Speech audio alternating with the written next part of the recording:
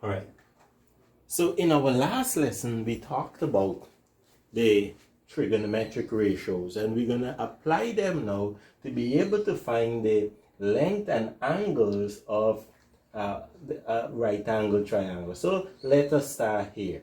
Now, here we have a right angle triangle. We want to find x, and x represents the hypotenuse, right? Because that's the longest side of the triangle. And we have 12, which is opposite to 50. So here we have an angle where we have the opposite, and we need to find the hypotenuse. So we need to ask ourselves, which trig ratio deals with the opposite and the hypotenuse? Which trig ratio deals with the opposite and the hypotenuse? Now, if we check back, we will note that sine deals with opposite and hypotenuse. So let's write what we have here in terms of our sine ratio. So sine is equal to the opposite over the hypotenuse. Sine theta is equal to the opposite over the hypotenuse. Now this symbol theta represents the angle we're talking about. So the angle we're talking about is 50. So sine 50 is equal to the opposite, which is 12, over the hypotenuse, which is x. And we need to find the value of x. Now, how do we do that? Here, we have to do some transposition to make x the subject of the formula. So we will bring x over. Now x is dividing here. When it comes over, it will multiply. So x times sine 50 is equal to 12. So to find what x is, we need to take over our sine 50. So x is equal to 12 divided by sine 50. All right, so to find x, sine divided by 12 divided by sine 50. So let's go to our calculators and work that out. 12 divided by sine 50. And that answer is x will be equal to 15.66 cm. Right? So the hypotenuse is 15.66 cm. Value for x. Here we have another triangle where we have to find the value for x. The hypotenuse is given and the angle opposite x is given. And again, if we have the hypotenuse and the opposite, we know that we have to find sine, or you have to use sine.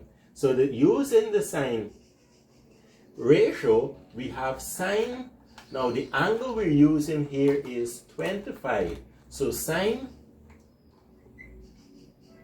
25 is equal to the opposite, which is x, over 10. So now to find what x is, we take over our 10, and the 10 is dividing, so when it goes over, we will multiply. So 10 times sine 25 is equal to x. Alright, so 10 multiplied by sine 25 is equal to 4.23 equal to x. cm, let's put in our unit. cm is equal to x.